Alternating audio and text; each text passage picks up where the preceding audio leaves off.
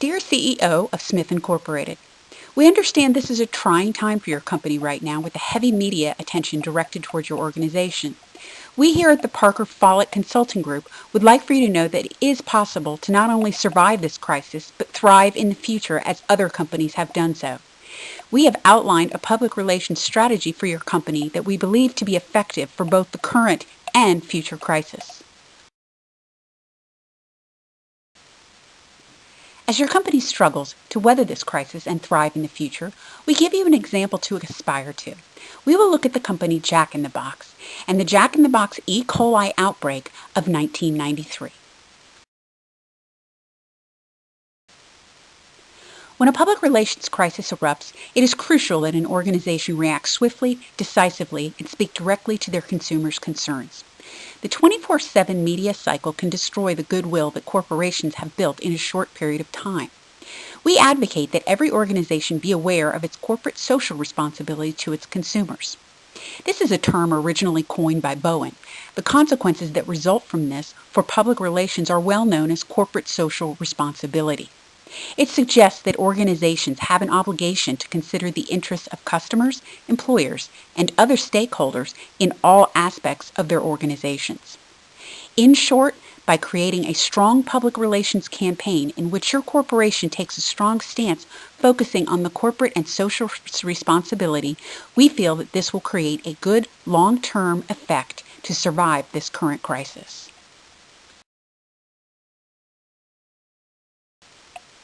First, let us present the case.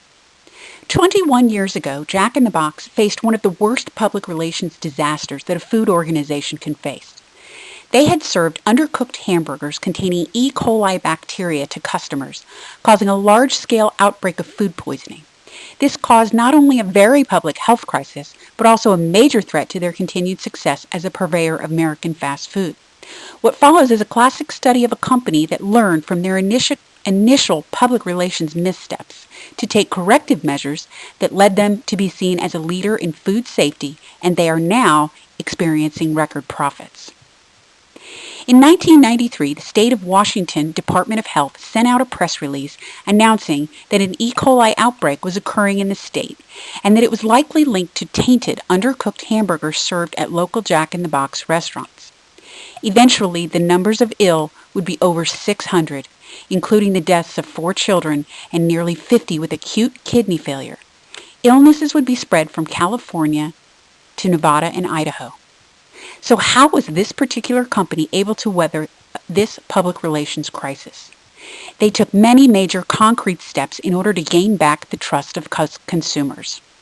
Ultimately, although for many years every time E. coli came up through the whole Jack in the Box story would resurface, the company survived. By referring reporters to articles regarding Jack in the Box's food safety innovations, the company regained credibility. In 1994, they instituted the fast food industry's first comprehensive food safety program, the Hazard Analysis and Critical Control Point System. Today, they are considered the leader in food safety in the fast food industry, and they are the country's 5th largest burger chain. We will examine both the positive and negative steps that this company took to not only get through that crisis, but become an industry leader. We have chosen to use Habermas's theory of communicative action that states communications always happens as a multidimensional process. Habermas also distinguishes between strategic and communicative action. Strategic actions are success-oriented. Acting strategically means to orient one's behavior exclusively toward intended consequences. Perhaps it may sound cold, but when we use this in our communication to the public, we are attempting to accomplish a specific goal or an intended consequence that is in the best interest of the company. Our public relations is geared towards the intended consequence of not only engaging consumers in a communicative discourse, but directing that discourse in such a way that they continue to be a consumer of our company. As the public began asking questions regarding the responsibility of Jack in the Box in this health crisis, it was the company's responsibility to respond and begin what Habermas terms a discourse or discussion. Contentious as this discourse was for the company, it was the very act of engaging in this discourse and giving voice to the victims that helped retain consumers later on. Conflict is inevitable. The public relations practitioners working for the operators of the potential depot can expect to be scrutinized on 4 levels of strategy.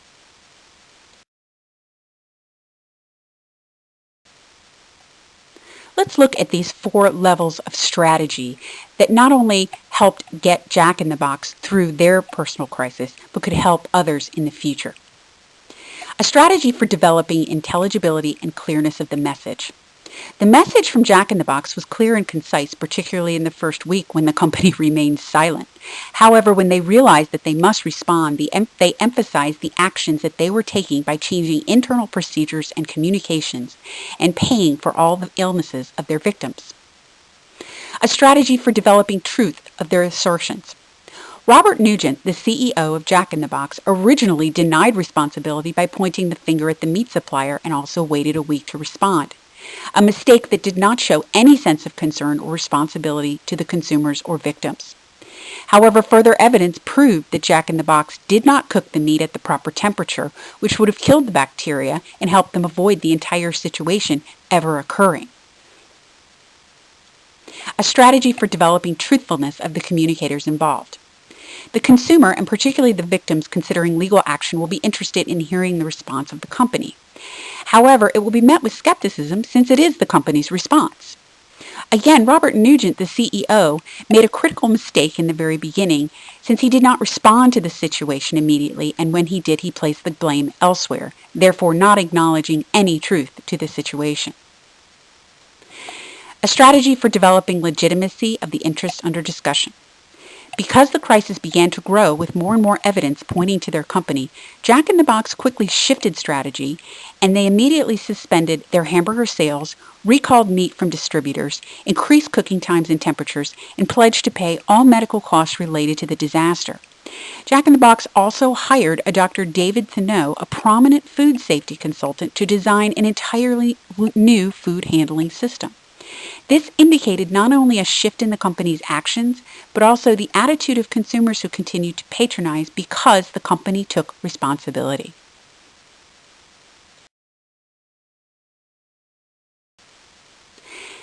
As we continue to use Habermas's theory of communicative action, we offer some strategies to take in the future in a similar situation.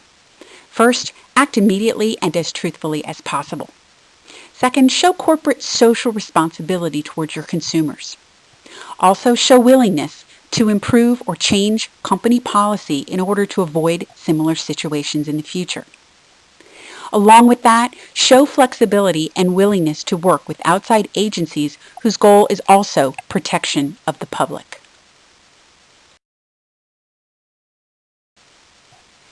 In conclusion, we strongly advocate the use of a swift and direct campaign using Habermas's idea of social corporate responsibility that emphasizes your organization's awareness of its own accountability to consumers. These consumers will respond to an organization that displays concern and responsibility to its victims, while taking responsibility for the very situation it created. Jack in the Box ultimately proved successful on both levels, enabling them not only to survive the crisis, but today to experience record profits.